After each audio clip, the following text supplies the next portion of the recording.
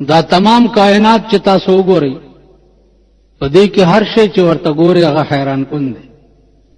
بیګا مې سوچ کولو چې که تاسو خیال وکئ په دې اوړي کې د کټونو کې کټمل پیدا شي او په جمی کې دغه کټمل چې دی دا غیب شي. که تاسو اوس د دې کټونو دا بون الټوئ دې کې به د دنیا کټمل تاسو وګورئ. سوچ دا راغی چې اوړي کې دا کټمل روزي خو زه په چاچکو لګئ وینه مینه ته اوس کینو خوراک برابر شي. په دې جمی کې د کټ دی بون کې دا کټمل چې دی ټول جمع دوی خوري او بیا دوی اوبه چرته سکي. نو بس یو شعر آیات شو ډکه خیال راغی چې سوچ مګوا دا الله هر کار حیران کن دی. وما من دابة في الارض الا على الله رزقها. هر ذی روح ته دابه وي. الله فرمایي چې هیڅ ذی روح پس مکه کې نشته مگر علی الله رزقها. علا کلمه دلته د پاره د لزوم ده.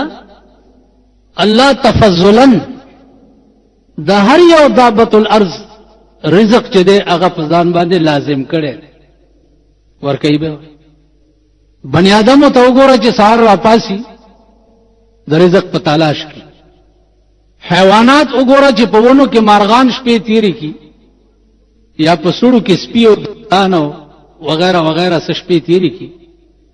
هغې د شپې دا تصورم نه چې سبا له به مونږ ته چای کم ځای میلاویږي روټۍ به کم ځای میلاویږي اوبه به کم ځای میلاویږي. او په ونه کې شپه تیره کړي او سهار چې رڼا شي او راوالوځي په چای هم پیښ شي او په روټۍ هم پیښ شي او په اوبو هم پیښ. نو عزیزانو عرض مې دا و چې انسان بیا په تمام مخلوقات کې الله اشرف المخلوقات پیدا کړي. ځکه چې الله پاک په خپله فرمایي چې ما انسان احسن التقویم پیدا کړي. په تمام مخلوقات کې په ښایسته خلقت باندې چې دی هغه د انسان پیدایش شوی د بل چا نه. بیا دغه انسان دپاره لغوندې تکلیف خدای ویلی دی چې ته 50 کاله یا 80 کاله یا 80 کاله یا 80 کاله لږ تکلیف وکړه ما سره یارانه وکړه او ما سره اشنایي وکړه. نو ما تا دپاره بیا هغه نعمتونه پیدا کړي دي چې کوم نعمتونه بیا په خپل خدایي کې ما بل چاته نه دي پیدا کړي. جنت الله صرف انسان دپاره پیدا کړی دی. دې ته به نور حشرات د ځمکې چې دي هغه نه ځي. دا صرف انسان دپاره دی.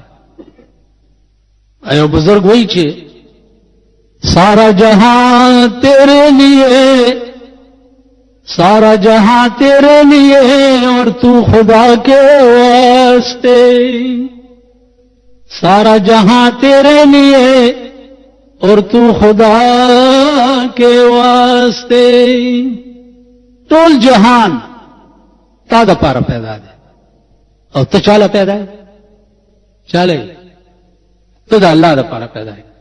بل چا سره باشنایی نه کې بل چا سره یارانه نه کې بل چا سره عشق نه کې ارسب د ما سره. زما عزیزان قران کریم کې وګورئ تاسو چې څو وخت کې فیصله کیږي دا یو ورځ به د فیصله 50,000 کاله. الله دې امان راکړي. فیصله کیږي نو د دې فیصلې په ورځ به د ځمکې د پاسه دا هر څه ختمي ډاګه میدان وي او د خدای عدالت به لګېدلی او رسول الله صلی الله علیه وسلم به د اعلی خواته ولاړي او اعلی وکالت وکړي. نو د دې مخلوق به ډلې وي د هر یو ډلې مخې ته به بورډ لګېدلی چې دا ډله د زناکارو ده دا ډله د غلو ده، دا ډله د آدم خورو ده، دا ډله د رشوت خورو ده. د هر ډلې په مخې ته به بورډ لګېدلی او په دې شکل به خدای ته پیش کیږي. اوس قرآن کریم فرمایي چې دا ډله خدای ته پیش شي او حکم پې وشي چې بوځئ جهنم ته.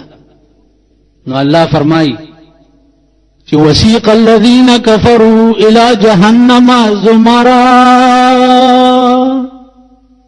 ساق یسوق روانولو ته ویل شي، روان بکړی شي کافران الی جهنم زمرا، جهنم ته زمرا څه شي؟ ډلې ډلې عظیم عظیم جماعتونه به جهنم ته روان شي. الله دې امان راکړي. حتی اذا جاءوها فتحت ابوابها. دلته که خیالو کوي واو نشته. وسیق الذین کفروا الى جهنم زمرا حتی اذا جاءوها فتحت ابوابها. د دې دا معنا ده چې د جهنم دروازې به تر هغه پورې بندې وي، تر هغه پورې چې تر څو پورې دا جهنميان ور رسیدلی نه، او چې ورولسي نو فتحت ابوابها، دروازې به ورته لري شي، دروازې به لري شي، تر هغه به دروازې بند. وقال لهم خزنتها ألم يأتكم رسل منكم يتلون عليكم آيات ربكم. ملائک د جهنم به ورته وي چې ألم يأتكم، نو راغلي تاسو ته رسل منكم، پیغمبران ستاسو د جنسنا، يتلون عليكم آيات ربكم، چې لسته په تاسو باندې آیاتونه د پروردګار. تاسو ته نو راغلي، چا درته ویلي نه وو، وایي کوم چا نه وایي. اوس که تاسو خیال وکړئ، یو ټکي ته خیال وکړئ، یو سړی به دا وایي چې یا الله زه جماعت ته نوم تللی، زه چېرته دینی مجلس ته نوم تللی، ما ته چا ویلي نه وو. اوس دا تبلیغی جماعت والا دي، دا هغه بانه ورکوي د قوم او د خلق، بانه ورکوي. کته دا وې چې علم یاتکم رسول منکم یتلون علیکم آیات ربکم، تا ته د رسول نائبین یا رسولان نور راغلي چې تاسو ته ویلې، ته به نور راغلي بس تا دروازې ته نو درغلي چې دروازه درته ټکول او راوته او ورته درته ویلې چې جمعه تراشه د خدای دین به بیانې، تاته نو ویل. هغه بانا دا خلق ورکای لګیا دي چې سبا دا نه وي چې زما دروازې ته دین نه راغلی. نن دین او اسلام هغه د ارچا دروازو ته ورغی، کورونو ته ورغی، خزو ته ورغی. سبا دا دو منی دي توړیم چرتا انکارونه کی چې زنو ما خبره وای بتا کر خزه نه راغلی، تا ته د خدای دین نو پیش کړي، سبا نه بکې سبا وې. زما عزیزانو تمام اتمام حجت کیږي لګیا.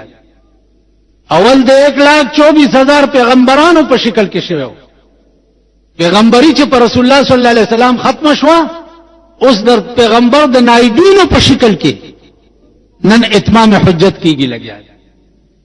دا لا سکه قسم په خدای دې چې دا ستاسو په کورونو کې ټینګ نه ده، دا بم پتا گوايو کی چې ولې درس قرآن با ما تا ته نه بیانول، دا لرګي با او دا اوس پنه به در باندې گواہی، دا ریډوګان چې ولې تا په ما کې دا الله اکبر نوم نو اورېدلې، دومره پښتنه هو به کړې چې دا الله ستو وي، دا بم در باندې گواش لکه بدن په سړی گوا کی.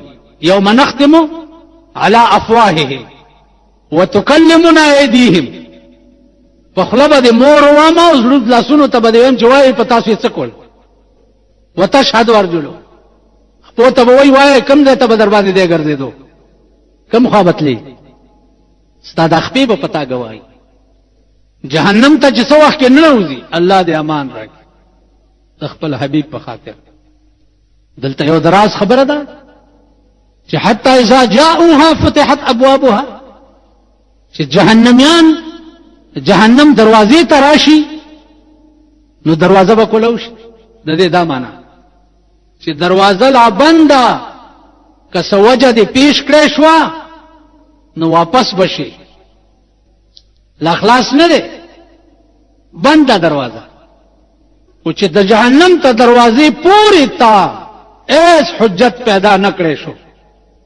نو فتحت ابوابها دروازې به ورته لري شي عزیزان هغه اور بداسي وي هغه اور کداغه یو سپړکه دی دنیا تراغه نو په دې ځمکه بشین بوټه زرغون نشي اوس ته به دا خیال کې چې زم دومره غوندي به دوزخ کې پروت یم دا چې څومره یم نه دا بدن بده دی اور له دومره غټ شي چې د دې وګینه به تر دې وګې پوری 1500 کاله مزلی 1500 کاله دومره بده دا بدن ورته غټ شي که تاسو خیال وکئ غټ سړی چې گزار ورکې نو داغه دردم زیاتی په نسبت د مانده سړی دا دومره لوی بدن بده دې د پاره چې خپ کې ورید شي بیا به طبقات وی په دې جهنم کې طبقات وي کستا په حساب کې د 1 روپۍ فرق و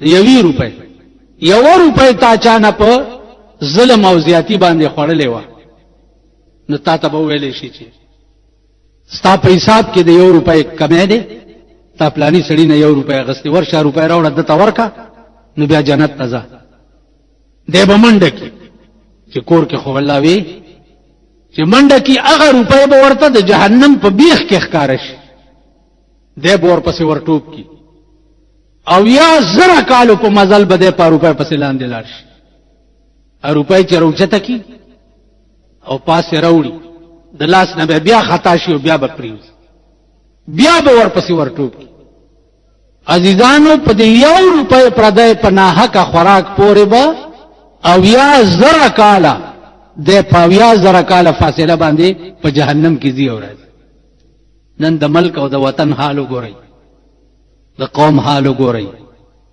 ار سړی حرام خور بے ایمان دی زیاتی خور دی د غلو بسالی او د پلانی بسالی هغه پرېدا مونږ ته وایا قرآن چې کوم حصے په خپل کور کې چاله ورکړي دي نن پښتون دنیا هغه حصے نه ور قرآن لور له چې کوم حصہ ورکړي د پښتانه ورکړي خور له چې کوم حصہ ورکړي د پښتانه ورکړي رور له چې کوم حصہ یار زاریان شم چې د ورځې مان یا 200 کسان برازي او دا تاسو نه هغه ورځ یو ډالر رااله ګیریم پری یو خداګيري لري کوي په وخت کله مې په ایمان چې تور کله مې د خپل تم غسر شوم چې پاکي ورته راواله مو بس لري یو ډالر رااله اوس ګیریم پری پلار او زامن زوی لګیا دے پلار ته وای چې دا ګیره بدن او باسم او پټوپونو بدر باندې وګرځم څومره مال چې تا سره ده ما مزدوري کړې ده ما پیدا کړې ده ما رونو له به څنګه ورکې پلار نام چې وره ده پلار وی چې زما دکان ده ز پکې ناستم واړه مې لوی کړ خزه مې ورته وکړې بچی دي اوس راته وای چې دا مونږ دکانداري کړې دي دی وړورونو ما ورکوا او ټولې زمونږ د دې لویو دغه سره څه چلته هغه پښتني مان کیږي چې زموږ ټول ورځ په دماغ باندې بوج هغه پښتني یوسیکم الله قرآن وګورئ فی اولادکم للذکر مثل حظ الانثیین د لور دا حق ده د رور دا حق ده د خور دا حق ده دا ټول تفصیل قرآن ویلې ده نن به منځونم کوي بزرگ جمیل بمی او چې د پیسو خبر راشي او د لالچ خبر راشي بیا نه مونځ او نه سودا شته او نه بزرګي شته او نه څه شته. زمونږ استاد به وي چې نمازاں تیرا سیاہ پاک رنگ تے روزہ تے نور ہوئے، نمازاں تیرا سیاہ پاک رنگ تے روزہ تے نور ہوئے، حلال حرام دی تمیز نہیں کی تی روزہ کی کرو ہوئے. دغه منځونه دې ستا ویلو کی او دا روزه دې ډېره ډېره پتا باندې وجاړي، د حلال او د حرامو تمیز در کې نشته نو روزه به دې څنګه وشي چې ته روزه ماتم په حرامو کې او پېشبنې دې په حرامو کړې. خو یو خر وی کورې چا درواچوړ خولې درته وتړله ټوله ورځ دې روټۍ ونه خوړه، د خر خو روزه نه کېږي. دا واورئ چې نمازاں تیرا سیاہ پاک رنگ تے روزہ تے نور ہوئے، حلال حرام دی تمیز نہیں کی تی روزہ کی کرو ہوئے. الپورا حافظ سے وہی چې اجتناب د غیر چارو نه په ژوندو نه کړې، چې اجتناب د غیر چارو نه په ژوندو نه کړې، سفر دے گران دے د خطر پلارے بپندو نکڑے. تب پورز د قیامت کے بحیران ولاڑے، تب پورز د قیامت کے بحیران ولاڑے، پاغ ورش کے بپدیج بچلندو نکڑے. حلال حلال گنا حرام نہ پرہیز کا مدام، حلال حلال گنا حرام نہ پرہیز کا مدام، لقد اوخ پشان پدواڑو جان نشخوندو نکڑے. حافظ نور پوسنو یارانو منازے گا، حافظ نور پوسنو یارانو منازے گا، پخلا غلیم تا چی خواگا پیالا دا قندو نکڑے. دا اوخ پشان پدواڑو جان نشخوندو نکڑے. انجام به ډیر خراب، انجام به ډیر خراب. اوس دلته یو د کار ټکی ووري، سوال دا پیدا کیږي چې ما ګناه کړی دا 10 کاله یا 20 کاله یا 30 کاله یا 40 کاله او جهنم کې به زپروتم ابد الاباد د پاره خالدین فیها راز ټول عمر. دا زیاته نه ده او په کارداري چې تکلیف هم ما ته 10 کاله ملو شي کنه یا 20 کاله ملو شي یا 30 کاله ملو شي. نو ګناه مې 30 کاله کړی دا او پروت به ټول عمر په جهنم کې نو دا زیاته نه ده. اسې ده کنه ها وایا کنه سپدې بوډا ځان نکري دي مګي خدای دې پان نه کړ د اوس دای شکه خسته واده خو دې نه نه کړ او بخدا دا سپین دګی دي. ان الله یستحیی من ذشیب المسلم، الله وی قیامت کې بچی ز سپینګیره په دوزخ کې اچوم نو مال به حیا راځي. نو سپینګیری تم لګا د خدای نه حیا پکار ده کنه سپینګیری تم هغه کارونه دا جایز دي دا نه کړی دی لګوړه سیمه ته پور ټوکاو کا. سپینګیری تم دا پکار دي چې د خدای نه لګا حیا او کی او د خدای د قوانینو خیال وساتي. ان الله یستحیی من ذشیب المسلم، خدای ته ګورئ، د خدای غلوې ورځ ته وګورئ. قسم په خدای دی چې عمر لبم څوک جړه راټینګولې نشي. نو ګناه ما 10 کاله یا 20 کاله یا 30 کاله کړی دا او پروت به ټول عمر په جهنم کې، دا زیاته نه. عزیزانو جزاء او سزا دا په عمل نه کیږي، دا په نیت او په اراده به ملوي. تا چې کومه ګناه کوله او داغه سزا درته جهنم ملو شو، دغه ګناه کته کربونه او پدمونه کاله ژوندې ویم دا ګناه بتا کول. ستانیت دا اراده دي دا کم سړی چې په زنا عادت شي دا غنیت دای چې پدمونه کاله زما عمرې مو ماته پردې خزه ملاویږي زب زنا کو پغلا عادت شي. پغلا عادت شو توبه دی وستا، په زنا عادت و توبه دی وستا، دا به معاف شي.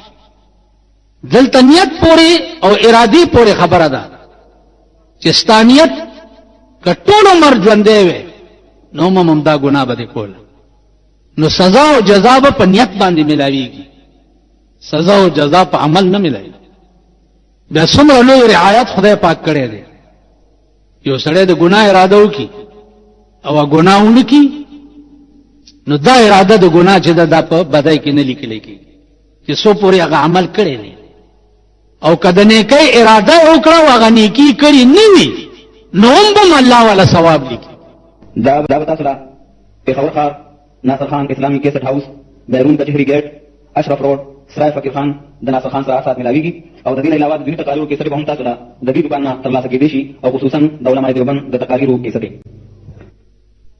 دا دومره به بدن ورته غټ ځکه شي چې جهنم به ډکېږي، پس ډکۍ به پدې آخر کې چې فیصله ختم شي نو لهم من جهنم مهاد ومن فوقهم غواش. په جهنم به سرم کې خوشي، سرپوخ بشي او کمپلیټ به بند کړی شي چې د دې جهنم تپش چرته بارونه دي. الله دې امان. دې پسې بیا د حشر د میدان نه چې جنتیان بروانيږي نو دا باسته ان شاء الله دا به بیا شي. اوس اخیری کې درته دا یو سوال پر ورولای کوم چې یو بزرگ شعر دی کہ ساری دنیا آپ کی حامی سہی، ساری دنیا آپ کی حامی سہی، ہر قدم پر مجھ کو ناکامی سہی، نیک نام اسلام میں رکھے خدا، کفر کے حرکت میں بدنامی سہی. دا کفر پہ حرکت کی بدنام خیم او پہ اسلام کے دماغ خدای نیک نام لري. عزیزانو په اسلام کې نیک نامی به امغه خلق ته چې د چا مکمل طور باندې ژوند چي دی هغه قران وي. بس قران نه بهر بل لار نشتا، قران نه بغیر بل چاره نشتا، قران نه بغیر بل نجات نشتا. دا دیر سپاره دا قانون دی چې ستا ټول ژوند قران. کله زه دې خلکو ته وګورم غوسه راشي چې خدایا دې قوم ته خود خوشاله بوی مخای، دا خدا سي د ذلیل بچی دي او دا سي ذلیل قوم دي چې دې کې د خدای وعده نه پیخي، چې وعده پکې پیښ شي ټول شپه به خوب نشي کول. دا د غرمې پیدا به راټول کړي دا لکان د حرامیان نه دي. یو خو چې ده شل دویشتو کالو الک می لیده او دا سر می تی پری کول، دا حرامیان به راټول کړي او ټاک ټو ټاک ټو ټاک ټو دا پټاخيري ټول شپه به اخلاصي فکر کې به خوب نشي. بیا چې لا د خزو جنج راشي، بیا چې لا خزي په لارې کې سوري او په جنج کې دی روانه کړي، اے والله کا سل دنه یو طرف ته دا یو خزه بل طرف ډمه خو چرته یو سات کې غړيږي کنه بلاره کې دوپړای ځان سره یې زه دروغ وایم ها دوپړای ځان سره یې دوپړای ورته غږیږي او خزه د لارې د سورین الله سره ایستي او ټکایي دغه ورپسې به د بړواګانو لارې روانه، ورپسې به د آرامیانو ډټسل روان. دې قوم ته د خدای د خوشحالۍ بوی نه. تیره جمعه یو چک چې دلته چا ماته راوړی د هغې تحقیق وشو، څوک ډم دی ګلزار نامه یې غزلې ویلې اذانونه شروع شوي، چا ورته ویلې غلی شه اذان کېږي، ویلې دا اذان چې دی دام د غزلو حصه ده، اذان هم غزلي د سره څه کول پکار وي. کمزه کې چې دا پروګرام کوواټ کېو کچرته ای و خوشحال شي. یعنی چا چې اذان ته غزل ویلو هغه نه پس تم دغه مجلس کې ناشته او هغه ته ګوري او هغه په غزل خوشحالي هغه نه پس څوک چې اذان ته غزل وي او کوم قوم بیا هغه ته ناشتي نو په دې قوم باندې د لعنت کی کنه اذان ته غزلې زمون په وړوکوالي کې دوان به چې په کوڅه تېرېده او په جمعات به ورغله نو هغه ډولکی به بند کړه ویل به جمعات ته اوس په جمعات خلاصه کوي چې په کعبه تېرېږي ډولکی نه بندوي دیو جنا عزیزانو دا مې په کلاو زړه واورئ چې تر څو پورې الله سره رابطه او تعلق نه پیدا کړي او الله سره جوړه نه کړي په خدای قسم چې دا دنیا له در باندې الله د قیامت میدان کې او خزه او لور او زوی او پلار او رور او رور لا به یو بل نه منډې وهي چې څو پورې خدای سره جوړه نه خدای سره جوړه وکړي رابطه پیدا کړي هر وخت دا زړه په دې عادت کا چار وخت وي چې الله الله الله الله الله قسم په خدای دې چړه دې عادت کو په الله الله دا الله ټول نعمتونه به تا پسې باندې وي باقی وختي طور پروا نه لري په منځونو کې هم ترمیم وشو منځونو زمونږونو کتاب چاپ کړی دی چرته لیکلي دا قلهو پکې نشته چرته لیکلي ولدوالین پکې نشته چرته لیکلي دي سبحانك اللهم پکې نشته چرته لیکلي موږ دا نخرې صدر ایوب هم کړی وي عائلي قوانین یې جوړ کړه او دا یې ولیکل چې ښځه به هم میړه ته طلاق ورکولی څنګه چې میړه ښځې ته طلاق ورکولی شي داسې ښځه به هم میړه ته طلاق ورکولی شي علما ورپسې چې ښځې ته د طلاق حق نشي په اسمبلی کې په باس شو په اسمبلی کې یو قومي اسمبلی ممبر وه مړه د پاکستان هم لاسه قوم دی تاسو څوک پنجاب کې پنجابیانو ته وګوره پنجابیانو ته وګوره په سند کې د سندیانو ته وګوره په کوټه کې د کوټېوالو ته وګوره په 15 کاله کې به په خبره هم نه پوهېږي خیال دی را په سرحد کې مینګه پښتنو ته وګوره مینګه پښتانه تاسو پښتانه په دې بالا معنی کې ښځې چې په لارۍ کې ناستې دوپړی ورته غږېږي او ښځې د شنه بنګړي اچولې دغه ته پښتون پاکستان بلا څه قوم بیا د پاکستان کې بس لیډر څه لیډر کوم شي کې چې ډر راځي ډر د کوم دی اواز ډر کوم دی نه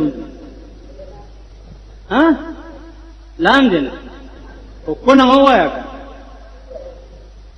ډر هذا سلی دا پښتانه قسم په خدای چې ټوله ورځ ما نه کومې پوښتنې کېږي زه درته نه شم تر دې پورې پوښتنه رانه شوې ده چې غلطي مې کړې ده مولانا صاحب معاف کېږم به څنګه مور سره مې دا کار کړی خپلې مور سره نو عزیزانو داسې ملک دی یا داسې وطن دی ټول عمر خودکفیل کېږئ به نه ټول عمر به م د خوار سپي غوندې خوله وازه نیولي یا به امریکې نه خیر غواړي یا به انګلینډ نه خیر غواړي یا به چین نه خیر غواړي اوس چین دله پټاخې درکړي تاسو په مور وشرمېږئ په مور او په خور او په ښځه وشرمېږئ چین چې پټاخې درکولې دا